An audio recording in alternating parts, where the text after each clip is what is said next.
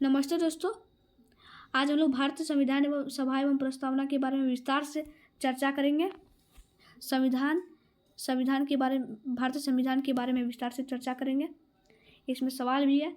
आइए सवालों को पढ़कर उसके बारे में जानते हैं और चर्चा करते हैं।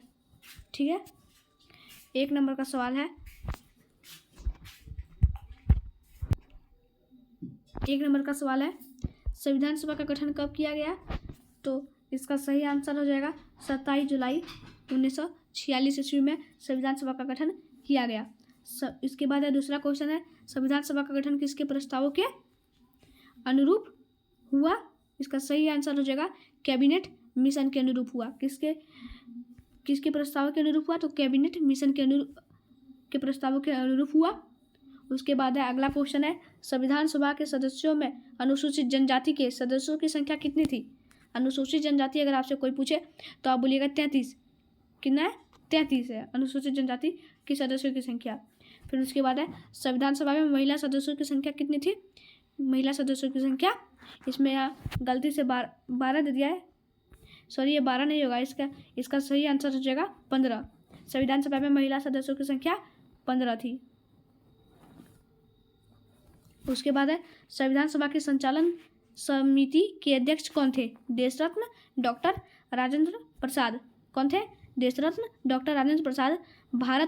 डॉक्टर राजेंद्र प्रसाद भारत के पहले राष्ट्रपति बने। जो बिहार के रहने वाले थे वो भारत के राष्ट्रपति 26 जनवरी 1950 ईस्वी को बने। फिर उसके बाद है अगला क्वेश्चन है, संविधान सभा की संघ संविधान समिति के अध्यक्ष कौन थे? संघ समिति के अध्यक्ष कौन थे? तो इसका सही आंसर हो जाएगा पंडित जवाहरलाल नेहरू। कौन थे? पंडित जवाहरलाल नेहरू, जो देश के पहले प्रधानमंत्री बने। 14 नवंबर 1890 में इलाहाबाद उत्तर प्रदेश के प्रयागराज में जन्मे नेहरू ने प्रधानमंत्री के तौर पर साल 1950 से भारतीय गणराज्य की कमान संभाली। 27 मई 1964 को उन्होंने दिल्ली में अंतिम सांस ली। कहाँ ली? दिल्ली में अंतिम सांस ली। उसके बाद अगला क्वेश्चन है, संविधान सभा की प्रांतीय संविधान समिति के अध्यक्ष कौन थे? प्रांतीय समिति के अध्यक्ष कौन थे? तो इसका सही आंसर हो जाएगा सरदार वल्लभ भाई पटेल। सरदार वल्लभ भाई पटेल का जन्म 31 अक्टूबर को गुजरात में हुआ था।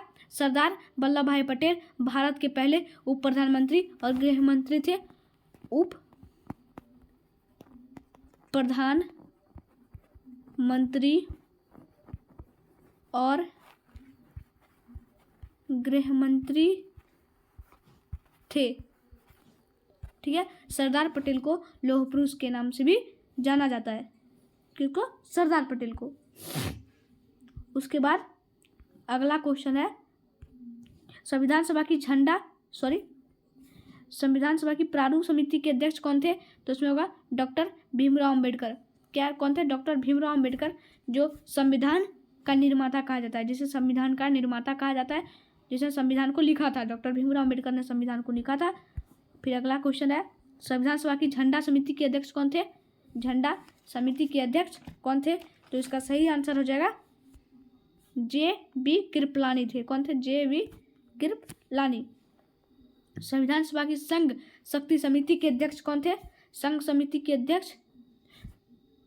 शक्ति समिति के अध्यक्ष कौन थे? तो इसमें होगा पंडित जवाहरलाल नेहरू संघ शक्ति समिति के अध्यक्ष थे। फिर उसके बाद है, संविधान सभा की प्रथम बैठक कब और कहाँ हुई थी? इसका सही आंसर हो जाएगा 9 दिसंबर 1946 ईस्वी को संविधान सभा की प्रथम बैठक हुई थी। और कहाँ हुई थी?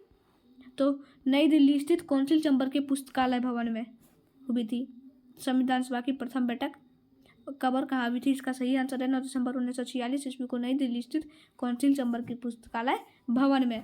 अगला क्वेश्चन है, डॉक्टर राजेंद्र प्रसाद संविधान सभा के अस्थायी अध्यक्ष कब निर्वाचित हुए?